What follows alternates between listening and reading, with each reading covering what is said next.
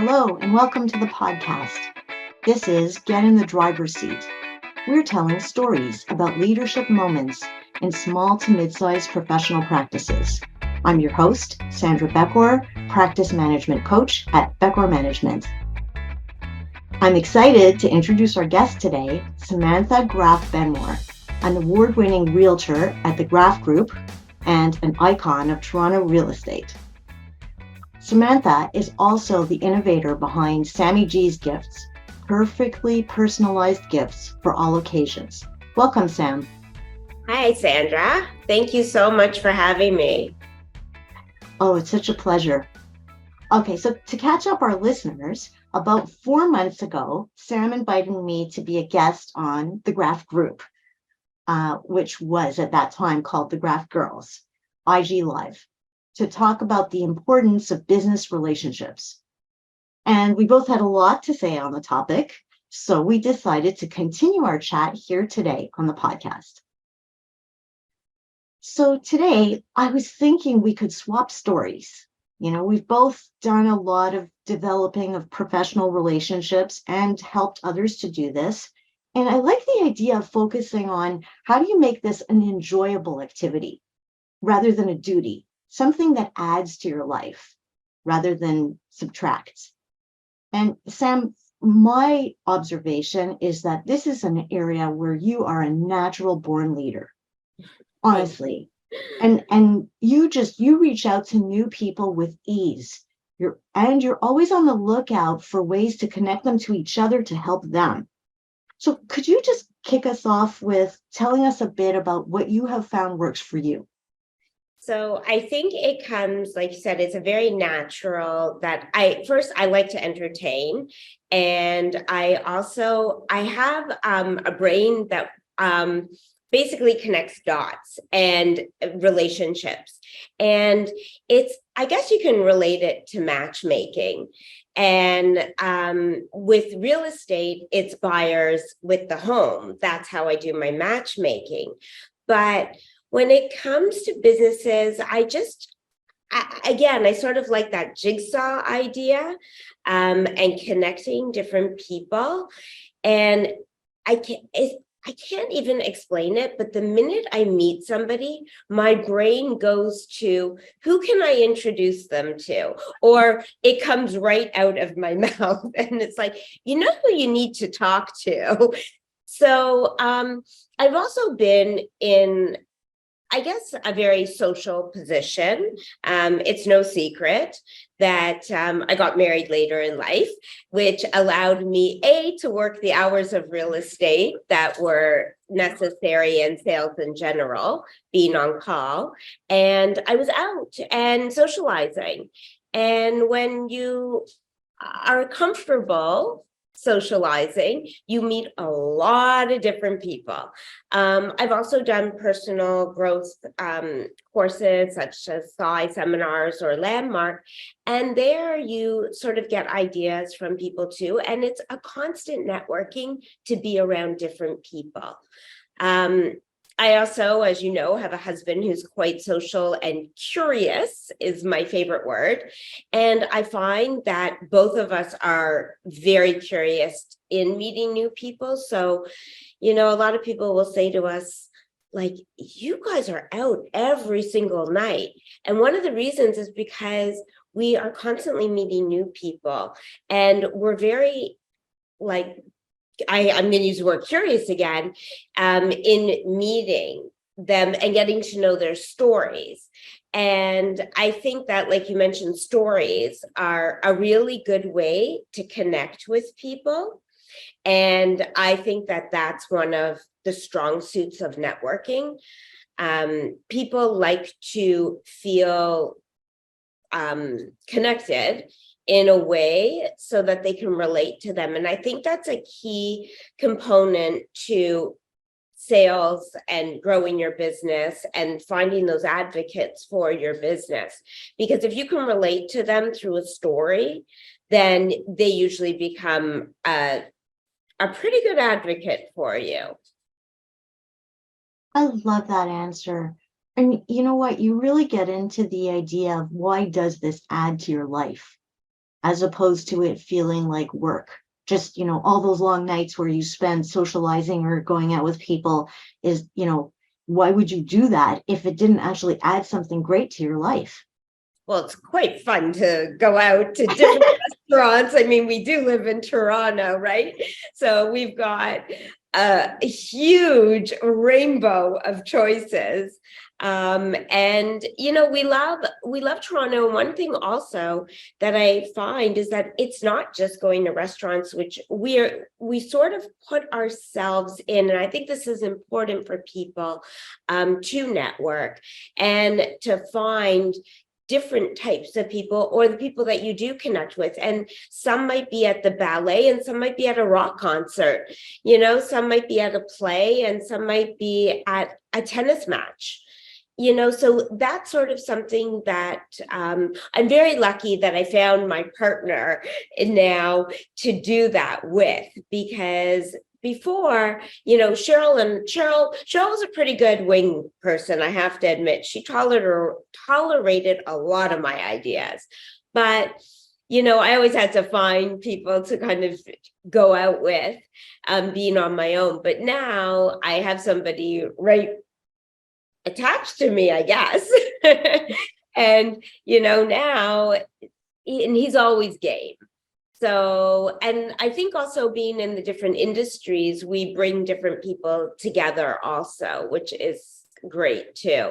As you also know, and you mentioned, I have my Sammy G's, and from a very young age, Sammy G's actually developed because my mom was trying to stay top of mind in front of her clients. So I would go shopping with her, in high school, and she would be buying these expensive gifts for her clients or people who referred her. And I'd go, and I'm very cautious of the dollar. So she'd be like, which one do you like better, this one or this one? And I'd be flipping over the bottom to see what the price was. And she'd be like, don't turn it over. I'm just asking you, which one do you like? And it was hard for me because I was so cautious of spending too much money. But it did help me learn what I like and what I don't like. And then I recognized the thank yous that were involved. And that's how Sammy G's came to be, with the idea of a lasting gift, but it had to be in a price point that someone new in the business could afford and stay top of mind. And that's where the personalization came in. And so another way that I feel like we stay top of mind and we build relationships are by doing gift giving. And Sammy G's is not the only option out there. I think what the most important thing is that you listen to people's stories and you hear little tidbits about them. If, for example, I said this to Steve once, he's like, I need to get this client a gift. They're going through a hard time. I want to just acknowledge it. And, yes, my personalized robes when someone's going through a hard time suggests that you're going to relax and all that. But what I said to him was, what's a person interested in? Like, what do they do? And he's like, well, what do you mean? I'm like, have you ever heard in their conversation, I'll call you later, or can I call you at this time because I'm going to a yoga class? Then they're into yoga. You have a little bit on them. So in Sammy G's, for example, I have yoga mats or yoga towels, and I put their initials or name on it.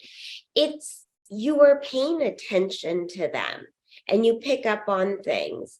And I think that's important. Sometimes, I have some people, I remember one gift Cheryl and I gave to a client. She loved Diet Coke. And she was it was a chaotic time and showing the house, and she was getting frustrated. We filled we found this plastic, like, bin that said Coke on it, and we filled it with like, I don't even know how many cans of Coke we put in there. And then we gave it to her, and it was sort of to just make her laugh and smile. And it's just something they remember. And I think that's important when you are doing gifts, or you are taking somebody to a yoga day, or sending them to a yoga retreat, or some type of class. You buy them a class pass for yoga. Like, just make it about them, not about you. Like, the one thing I am not big on is things with the Graff Group on it or Sammy G's on it. Like, I'm not into that. It's all about the client or the person who's referring you. And I think that that's part of the matchmaking too, to keep it something of interest. Yeah, so I think that builds on the point you were making before about curiosity. So a lot of times when people go to networking events, they feel the pressure to share about themselves. But if you go in with this attitude of curiosity, instead you feel actually it's less pressure. It's more fun to ask people questions, and like you said, pay attention to the little tidbits that they throw out that show you a little bit about their character or their interests. And then you can build continuity into that relationship by remembering that and showing up with a gift or an invitation to go somewhere.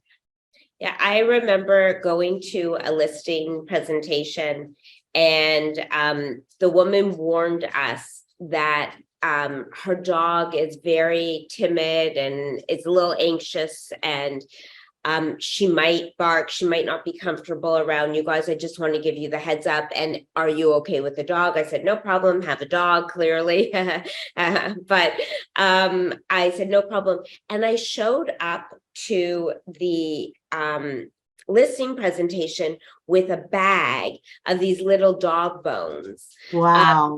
Keep the dog busy. And I have to tell you, I'm not sure that's the only reason we got the listing, but she was so taken aback, and the dog was busy with the bones. And it's just those little things that you listen to. But I want to go back to your point about curiosity and questions, because this was a learning experience for me, with Steve's curiosity and the questioning. Every time we would go out and I would introduce him to someone new, I would find out more information about that person that I thought I knew, because he asked questions that I wouldn't have asked. If you really act like you are interested, or you genuinely are interested, it really connects you to the person. Then, like you said, the person feels heard, and they walk away from that, whether it's a first time meeting, second or third, saying, I had such a great time with that person. Like, I don't know if you've heard that, but when I know that sometimes we've gone out for dinner and I've been really quiet, just listening. And it doesn't happen very often, but I listened the whole entire time. And the message back was, I had the best time with you. And I was like, I wasn't that much fun, but you talked the whole time. So you had the best time, because people, they like to be heard, right? That's right, they do. And so that's so interesting, because when you bring your partner in, Steve, into the mix, this person you already knew, but now you're learning this whole other layer of them, and they're feeling engaged in the conversation. And that's about connection. Yeah, absolutely. And I think that's the most important thing in any type of relationship. Yeah. It varies in different types of relationships, but even people will say, like, how do you deal with at the end of a offer when it's all done? There's people you just sort of say, congratulations. There's people you hug, there's people you shake hands, and that's all connection also. So the way you relate to people can make a difference in that going back to the networking and your I'm going to say this word right, advocacy for you and your business. Are you saying that you pick up on people's comfort zones around the Absolutely. shaking hands or the hugs? And I find it interesting that at the beginning of a listing, if I don't actually know the person at all, and there was no connection, which doesn't really happen because generally speaking for us at this point in our career, we're probably 95% repeat or referral business. So there's some type of connection. But if they're brand new, I love the stages of building that relationship, because when the offer comes in, and the deal is done, like, are we going to get a hug out of this? And one thing my mom taught me was that you really shouldn't do the intimate business thing, like go to dinner and all that. I mean, sometimes you're on an offer and you're eating dinner and all that, but it's business first, then it becomes a friendship after. But when you're doing business, you have to keep it business professional. I'm a little more friendly, I guess, in that situation. I think it depends industry to industry, but that's why Cheryl is the all business person, and I'm a little bit more of the social fun and friendly part. That's what makes a team. yeah. So can you tell a story about meeting someone from scratch, like a person that you didn't know, and how do you break the ice? How do you make it so it feels comfortable? It's a good question. I'm trying to think of something. I mean, I can give you an example when and maybe I didn't totally not know them, but you sort of have seen them around or in circles, but never been introduced. I remember being I'm not sure I should admit this, but it was a bar in the financial district. And, when you keep seeing somebody, and I knew it was a woman, she was in interior design, and I thought, good connection, right? Like, and she seemed to be, at the time I was single. And so, you figure good to go out with, good to maybe do business with. But because she was single, I think that was sort of my connection to feel comfortable going. And we're sort of still in the same place. So, and being in a business related, I guess sometimes it's body language. Sometimes it's just watching what they're doing and saying something based on what they're doing. And I'm trying to remember, because I really think I heard her name and I went over and just made a comment. But then what I did was, because I actually knew her name, I reached out to her on LinkedIn. And I connected with her on LinkedIn and I said, hey, next time, you want to go downtown, I'm happy to go with you. And it was very funny. So we go to this bar, we went for dinner actually, down there again. And she said to me, I have to tell you, I would never have picked up the phone or emailed you or whatever and asked you out. I go, asked you out? It's like you make it like date. Like, she goes, well, I just have to say, like, I really appreciate you asking me out, but I never would have done it. And I said, why is that? She said, well, you kind of have to earn like my friendship connection, whatever. And I was like, what does that mean? And she said, well, everyone starts with a 0 and then they go up till I get them to a 10. And I said, that's funny, because the way I think of it is everybody's at 10 until they start doing things that don't work for me and they go down. So we were completely different personalities in the way we viewed it. So maybe that's one of the ways I approach people. Like, you have no idea what somebody out there has to offer as friendship, as business potential, as just hearing someone's story. And it, as they say, people come into your life sometimes once, twice, three times, years, you never know. So I think it's a mindset. And I do think it has to do with a lot of confidence. I don't want to say confidence totally, but comfortable with yourself. Yeah, that's such a great story. And you did say people connect with stories. So it is. Exactly. And I agree, Sam, that is about a mindset. It's almost like you're saying that you believe in people. You believe that you're going to get something out of spending time with this person. You don't expect it's going to be a waste of time.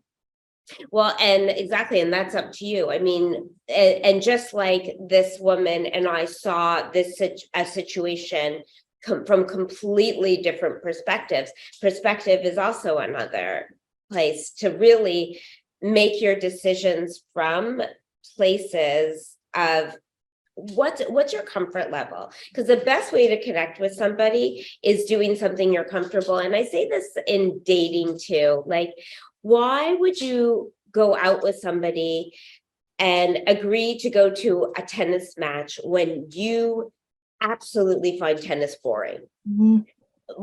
Do you know what I mean? Don't do Yes. things that you're not interested in unless you haven't really experienced it and you don't think you're interested. Give it a chance. I'm big on that, but I'm not big on, if you don't like something, don't just go do that and think you're going to connect with somebody, because you're just kidding yourself.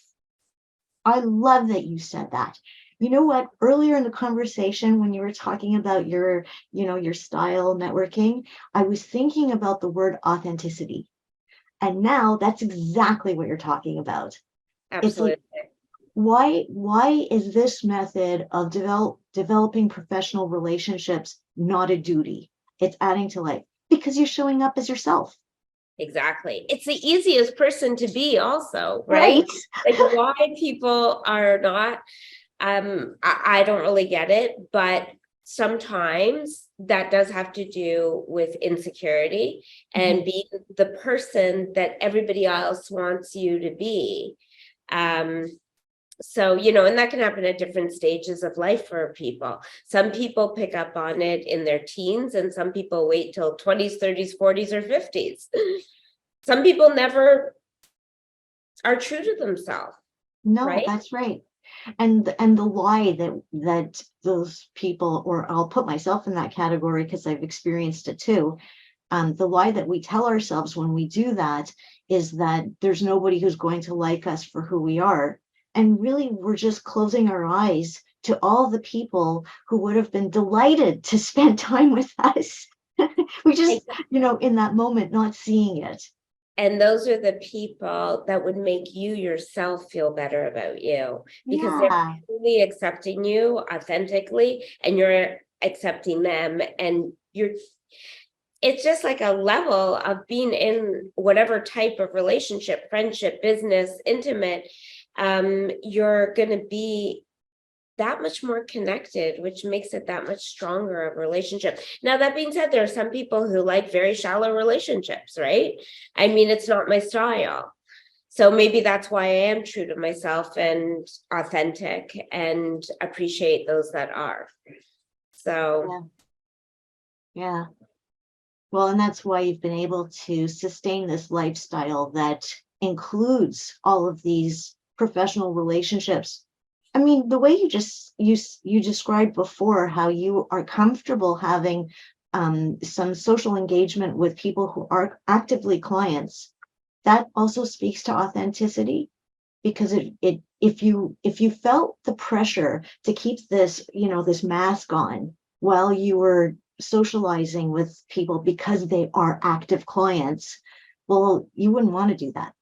That stinks. no, and I think also even having the two businesses that I do, and as you know, I also work with Steve, and part of me having the variety that I have in business is to fulfill the different parts of me and my personality and my strengths. And without Sammy G's, I can't do just real estate. And I also can't just do Sammy G's. And so, I think that healthy balance, if people can find it, because most people do not have one career and they don't wear one hat. I don't think majority of the professions out there require you to wear multiple hats. And some of those hats in that profession, you don't maybe care for so much. So if you can delegate those and find whether it's another business or just focus on a few hats, I just think that there's not just one side to anybody. They're not one color. Most people have a good rainbow in them. Yeah. And personally, I know I have a very full, I'm like the pencil crayons, Laurentians or something. What can go on. But, if you take your strengths and you focus on those, and those are really the bright colors in your palette, then I think most people stand out, and I think they'll be successful in life. Because what's success in life? Being happy. What's happy? Light, shine, right? So sunshine. Well, one of the things I'm thinking about as we're having this conversation is often what comes up in coaching meetings these days, like during COVID and since COVID. I'm going to say COVID's over. And, Right. a lot of, particularly people who are younger than me, let's put it that way, they're not as used to in-person meetings anymore. And so now when they think about building their business and building relationships and, networking, for them, some of it is literally, oh, okay, I'll post stuff on my socials. I know, and it's not connecting to be speaking like that. I do agree, going out for dinner, going to, Cheryl and I have done, I think it's 11 or 12 challah bakes, for example, and we had 12 women. And what we did was we would make the dough, and then for 2 hours, let it rise while we would sit at a long table. That's why we only had 12 people, because it would be too much. And they were women that we've either worked with before or were advocates for us. And they were all different ages. Not everyone knew each other. And we brought them together and we cooked dinner. We didn't have them cook dinner. Cheryl and I had cooked dinner, which showed that intimacy and connection.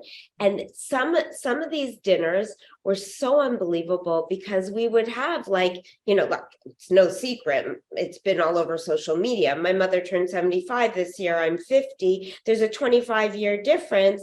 And she'd invite some of her contemporaries and I'd invite some of mine and younger. And the stories that were shared and the connections that were made between these different generations was amazing. And these people didn't know each other.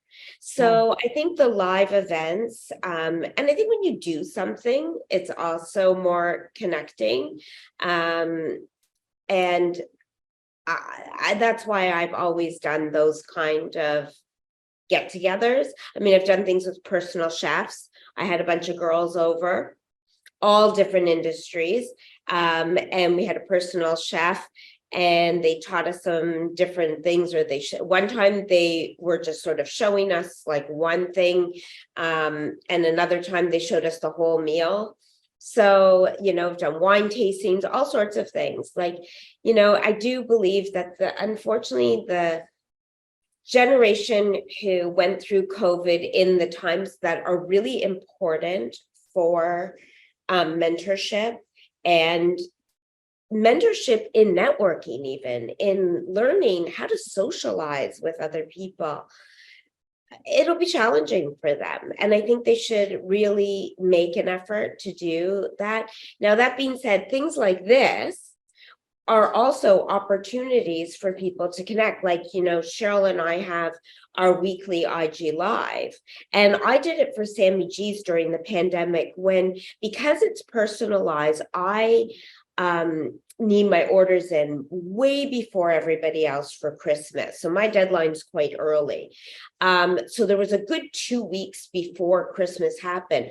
So what I did was I supported other small businesses that were new.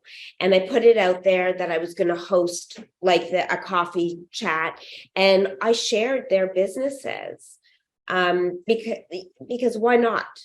Right? It was like, when you show support also, it's another way to create advocates for your business. But, there's something to be said about giving and taking. Like, there's different people in this world, and some are takers and some are givers. And we can get into a whole conversation about that, how that works in relationships, but that's a very large topic. That might be better for my husband. Well, I thank you for bringing up all those activities, because I think that gives people something to think about. And I was really hoping that anybody who's still stuck in that mentality of feeling a little bit hesitant about doing in-person things or being a little more active about it would maybe pick up some ideas from this podcast.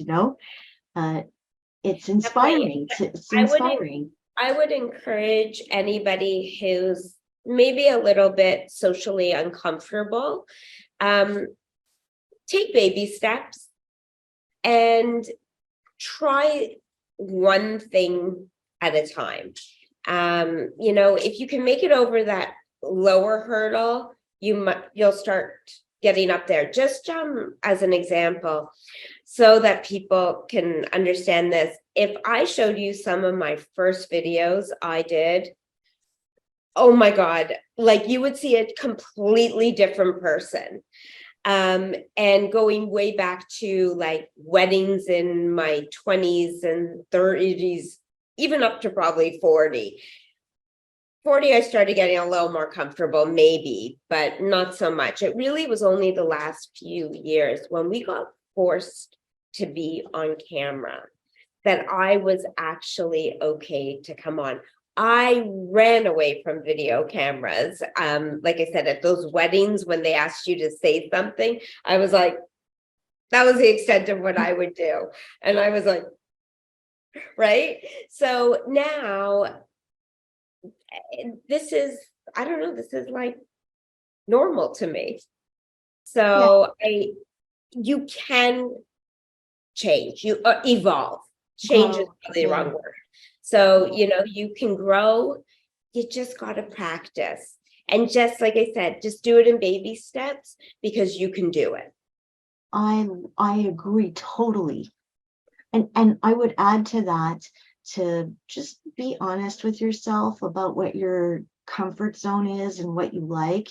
I mean, personally, I'm an introvert. And so putting myself out there in big groups, it really does drain my energy. And so I have learned, do one-on-ones, go out with somebody for a tea or a coffee and do those activities, go to a museum. I love art. Like you said, Sam, show up in the things that you actually do like. Exactly. I'm not going to play golf, right. But I will go to the museum. Exactly. I think that's important, to meet like-minded people, but in the same boat, push your limits a little too, right? Because the person who likes golf might give you a different view or a different perspective on something that you might be toying with and you're not sure of. So sometimes it is good to meet those people that are a little bit different, because they make you think differently. I mean, Steve and I, in so many ways, our businesses are so different, and in so many ways they have a lot of consistency to them. I mean, dealing with emotions, dealing with your largest assets, so dealing with multiple people and support systems, but they're also completely different industries. And when we talk marketing ideas or business plan ideas, we always end up realizing there's an overlap, and we can kind of take little pieces, and it seems to work. So, because it makes your brain work, right? We're not Mm, getting younger, we're getting older. And when I say older, I mean wiser. So make the most of it. right. And I heard I don't know, I heard one of those tips that, think about stretching yourself as putting yourself out of your comfort zone about 10%. Yeah. So not 100%, 10% at a time. Well, I think the people who try to do 100% are the ones that are disappointed in the end and they walk Mhm. away. And that's why I said baby steps before. Yeah. I said if you just think of 10 things that you think will get you to wherever you want to go. So you're point A to Z, right? So think what A, B, C, D, E could be, and just go to B and just stay there. Sometimes actually Yep.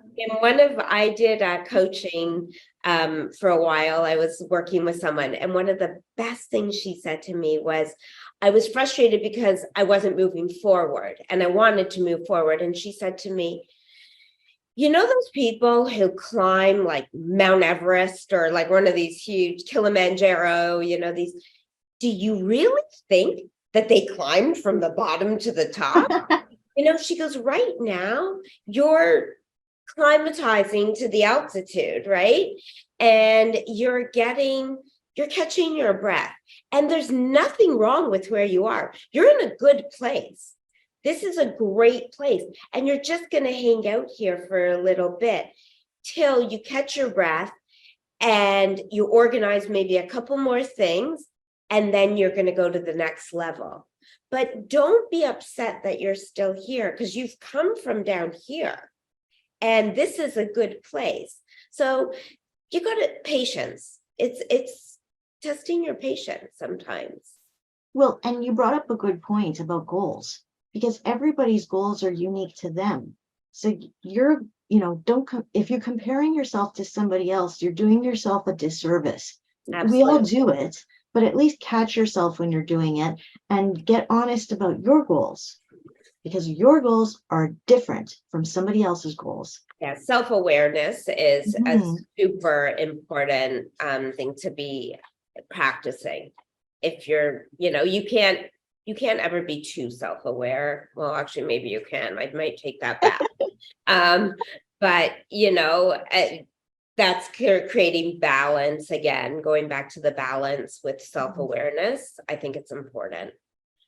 And just the last thing I want to pick up on what you said, Sam, about encouraging ourselves and others to go out and meet people who are different from us. I agree. I have found that when I meet people who are different from me, they actually help me to grow. Absolutely. Yeah. And I mean, you just had that experience. You've come out Right. more than once with a group of women that I put together, and nobody knew each other. Like the last time there were 6 of us, nobody knew each other. The time before, the people had only met once, the other girls. And then, so I I do I do get excited to watch it too. Like it's kind of interesting to me. And sometimes it works and sometimes it doesn't work so well. Generally speaking, it works. And when it doesn't work, I don't beat myself up over it. I just say, not going to do that again. Right? Right. And don't force it. So if it doesn't work, Exactly. that's okay. That's part of it. I've heard a couple of from a few books I read recently that one of the best things to do is fail often. Right. Go out because if you fail often, it means you tried something. Yeah. And that's why they say it's not failure, it's an You know? experience. Yeah, that's Right. great. So to everyone out there, go and look for that new experience and try to make that step from A to B. That is wonderful. And it's a good place for us to park this discussion until next time. Sure. As Because we know, we can go on with this one. we can. Well, thank you so much, Sam, for your time and your insights. Thank you for having me. I really appreciate it. And I look forward to hearing responses and comments from people on how Sandra or I can be of help to them. And I'm always happy to help support. And if you're looking to be connected with anybody, I'm happy to do that as well. I told you guys she's a connector. It is what it is. It's authentic. It totally is. Thank you. Everybody have an awesome day, and I appreciate everybody's time, and especially Sandra for having me. Thank you. Thanks. And to our listeners, if you are interested in learning more about Samantha Graff Benmor, please go to thegraffgroup.ca and sammygs.com. You've been listening to Get in the Driver's Seat, stories about leadership moments in small to mid-sized professional practices. I'm your host, Sandra Bekhor, practice management coach at Bekhor Management. Take care, everybody.